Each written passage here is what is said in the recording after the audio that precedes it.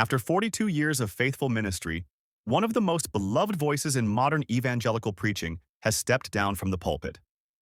Pastor Alistair Begg, often referred to by many as the greatest preacher of our time, delivered his final sermon as senior pastor of Parkside Church on June 15, 2025, 3 months earlier than originally planned.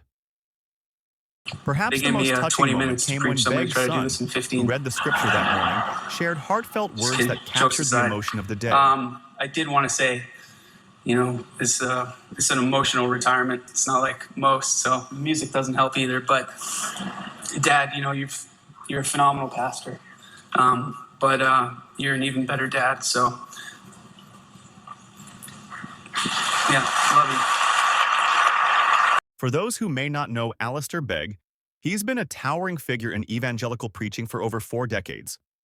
Born in Glasgow, Scotland in 1952, Begg has served as senior pastor of Parkside Church in Cleveland since 1983. He's perhaps best known as the voice behind Truth for Life, a radio ministry that broadcasts his sermons to over 1,800 radio stations across North America daily. His distinctive Scottish accent and profound biblical exposition have made him beloved by millions of listeners worldwide. He's authored numerous books and devotionals, with his most recent being Christian Manifesto, Jesus' life-changing words from the Sermon on the Plain. Back in September 2024, Begg announced to his congregation that he would be stepping down as senior pastor in September 2025. This would have given the church a full year to prepare for the transition and search for his successor. The announcement came after he had already informed the church elders of his decision in August 2024. In the last few weeks, I have informed the elders of the church of my decision to relinquish my role as the senior pastor here at Parkside. Not tonight, not tomorrow night, and not for 12 months of nights. But on the 14th of September, 2025, God willing, I will make it that long. I say God willing, and I said to them, no later than, in case they would like to get rid of me sooner than, in which case I'm open, but it's not my plan. Why do this? Well, that particular day will be 50 years since I began with Derek Prime at Charlotte Chapel. It will be 49 years since I was ordained to the gospel ministry, and it will be 42 years from the time that Sue and I had the privilege of beginning ministry here at what was then the chapel in Beechwood. I took a leaf from Derek's book in that, although I was not with him, I recalled that when he made the congregation aware of the fact that he would be stepping down, he did so 12 months in advance.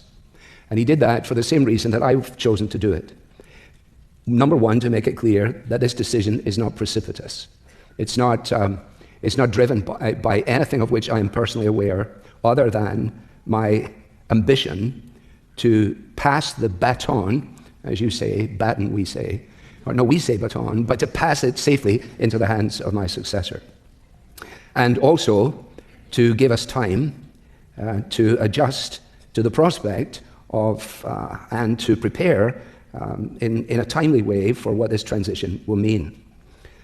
It also gives me time to prepare for a future that doesn't involve coming to this pulpit. That will be a strange future. I will not retire from Christian ministry. God willing, again, I will have opportunities as time and interest and health enables me to be involved in various places and things, certainly to be more committed and more involved at Truth for Life when I don't have the responsibilities and privileges here. You should also know that Susan and I have come to this decision together, and also with the affirmation of our children. At that time, the plan was clear. Continue preaching through September 2025, allow the elders time to find and nominate a new senior pastor, and ensure a smooth transition for this historic church. But then came March 2025. At the close of each morning service on March 9th, Begg made another announcement, one that would accelerate everything by 3 months. He informed the congregation that he would be concluding his role as senior pastor in early June 2025, not September, as previously planned.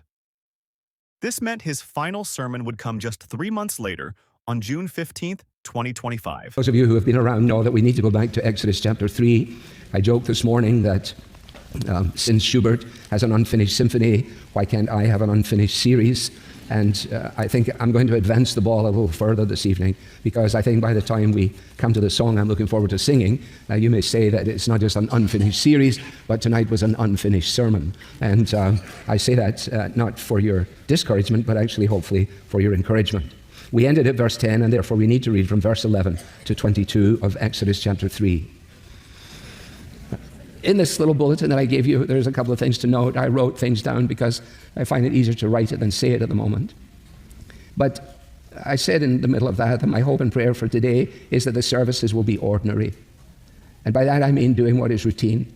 Instead of a closing message that focuses on our parting, we simply look to the next passage in our mini-series on Moses. And while I was thinking along those lines, I also came on the song that is quoted in part there. And the second verse of that song, which is an old song from the late 50s, the early 60s, the second verse goes, I do not know how many days of life are mine to spend, but one who knows and cares for me will keep me to the end.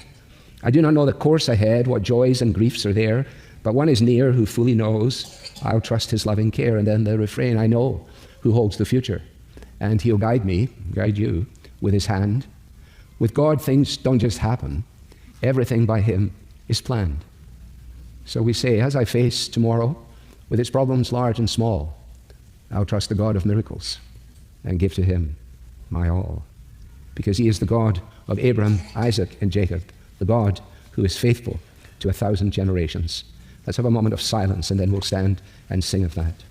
Just a moment of silence. Let's tell the Lord that we trust him with the stuff we know, the bits that we don't know, our fears, our failures, everything. The question many are asking is, why the change?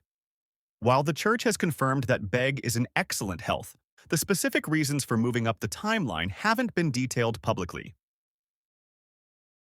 And so it was that on June 15, 2025, Pastor Alistair Begg delivered his final sermon as senior pastor of Parkside Church. The message was deeply fitting for such a momentous occasion. Begg preached from the account of God calling Moses through the burning bush to deliver Israel from Egypt. His central message was beautifully simple yet profound.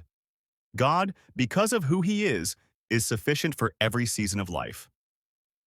It's a message that seems especially poignant given the circumstances, both for Begg himself as he enters a new season of ministry, and for the Parkside congregation as they prepare for new leadership. Now, this isn't the end of Alistair Begg's ministry, far from it. He will continue his pastoral and ministry work through Truth for Life, the organization he co-founded and has led since its first broadcast on February 27, 1995. He also has no plans to relocate and will continue fulfilling speaking commitments around the country. For Parkside Church, the elders are now in the process of selecting and nominating a new senior pastor. According to their church constitution, they will present a candidate to the congregation for a vote in the coming months. This transition marks the end of an era. 42 years is an extraordinarily long pastoral tenure in today's world. To put that in perspective, many of the church members have never known another senior pastor. Begg has shepherded multiple generations through his faithful exposition of Scripture. His influence extends far beyond Parkside Church through Truth for Life, reaching millions with sound biblical teaching week after week. The early retirement may have surprised many, but his legacy of faithful preaching and pastoral care is already firmly established. Many of you will remember Pastor Begg from that Easter sermon clip that goes viral every year, The Man on the Middle Cross. In it, he masterfully presents the gospel through the lens of the thief on the cross, painting a vivid picture of grace that has touched countless hearts. That sermon perfectly captures what has made Pastor Begg's ministry so impactful: his ability to take profound theological truths and present them with clarity, warmth, and unforgettable imagery. If you were to die tonight and you were getting entry into heaven, what would you say? If you answer that, and if I answer it in the first person, we've immediately gone wrong. Because I believed, because I have faith, because I am this, because I am continuing. Loved ones, the only proper answer is in the third person, because he. You think about the thief on the cross. And what an immense, I can't wait to find that fellow one day to ask him, how did that shake out for you? Because you were cussing the guy out with your friend. You'd never been in a Bible study. You never got baptized. You didn't know a thing about church membership. And yet you made it. You made it. How did you make it? That's what the angel must have said. You know, like, what are you doing here? Well, I don't know. What do you mean you don't know? Well, because I don't know. Well, you know,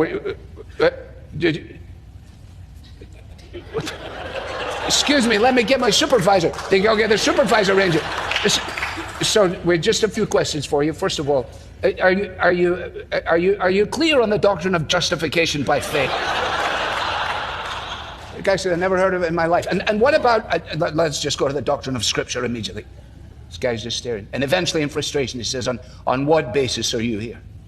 And he said, the man on the middle cross said, I can come. Now, that is the only answer. That is the only answer. As Pastor Begg begins The this new Pharaoh's chapter daughter of ministry, come and that into a Parkside Church sermon prepares for on new leadership, reading your Bible, we're the reminded living of his of my final life, message. and the God day is of my sufficient death, for every season and of yours life. too. That has truth this will right. sustain both In pastor the and NIV, people as they move verse forward. 7 begins with an imperative. What are your thoughts on this transition? Actually cast Have you it. been impacted by Alistair You'll Begg's notice ministry that over the the years? ESV has this Let me know record in so the that comments you could try below. and impress Don't people forget to like with this what was video if happening. it was helpful. And subscribe for do. more updates on significant events in Either Christian ministry. The Thanks for watching, DNA and we'll see you in the next of one. a